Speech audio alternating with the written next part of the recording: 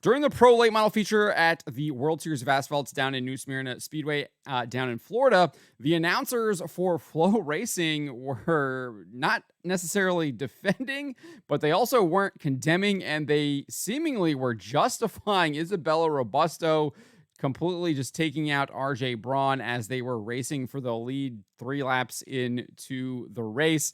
Let's take a look here at what exactly happened. But before we get to that, I'd like to ask you, please hit that subscribe button, hit that bell for notifications so you don't miss any of our future videos here at John Trent Racing. This is the restart. You can see RJ Braun in that number 92 car. Isabella Robusto is in the Yahoo white and purple number 28 car to his outside. Let's take a look here at what happens. So, clean restart, looking good. They're really going really close there. There's a little bit of door contact there. Braun's able to get the position. And then Robusto just drives him down the track and moves down to the left and then puts him into the outside wall. I mean, clear example of someone just wrecking someone. I mean, I don't know how else to describe that. Isabella Robusto clearly just drove down his rear bumper, then moved her car down to the left, and that clearly, while still connected to his bumper, that clearly sent him into the outside wall. Looks very clear to me, but listen to what the announcers were saying after the track officials actually made the right call and sent her to the rear of the field. Let's take a listen.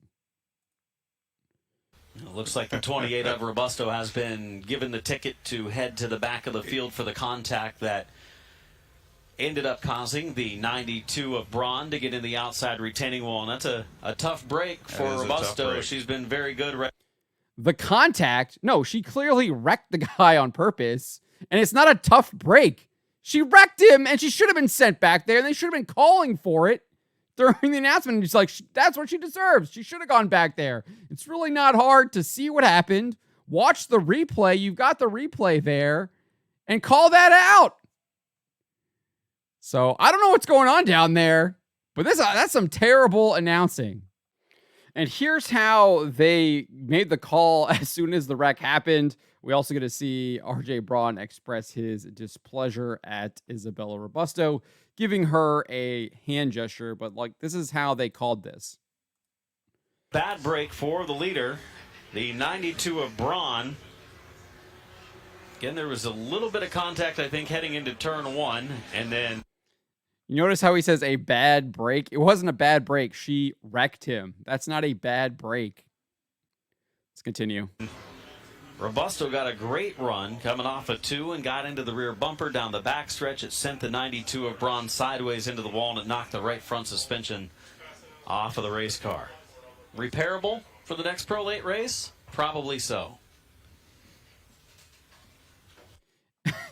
It's repairable. No big deal. She just wrecked you and took you out while you were leading, but it's repairable. You'll be able to get back and race in the next Pro Late Model race. Are you kidding me? What's happening down there? What is going on? This is a joke. She wrecked him while he was in the lead, and these guys are just like, oh, well, it was a bad break.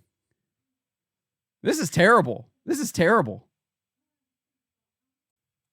Robusto would rally to finish 4th, and she spoke to Jesse Punch following the race and gave her kind of thoughts on exactly what happened. Let's take a listen. I'm not sure what happened there at the start. I'm pretty sure I had someone lifting my bumper up, and then obviously got into the guy in front of me, so thought I hit him square, so not sure what happened there. Gonna have to kind of look at some replay, but had to get it back. Had a really good car. Can't thank Donnie Wilson's team enough.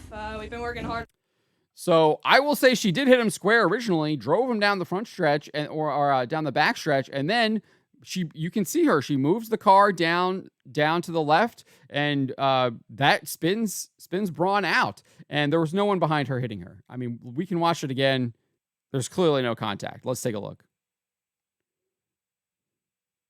Back it up just one more sec.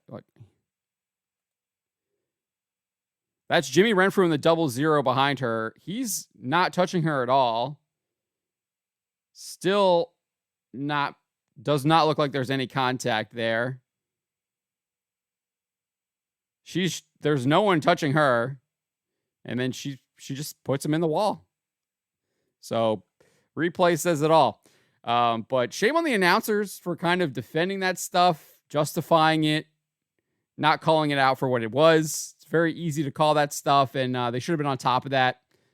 Instead, they're saying, oh, it's a tough break, and it was just contact. No, she wrecked the guy, and it wasn't a tough break, and she deserved to go to the rear. And that's what she got. So kudos to the track officials for actually sending her to the rear. And obviously, she did have a fast car. She's a talented driver. She drove back up the field and finished in 4th. But we got to call this stuff out.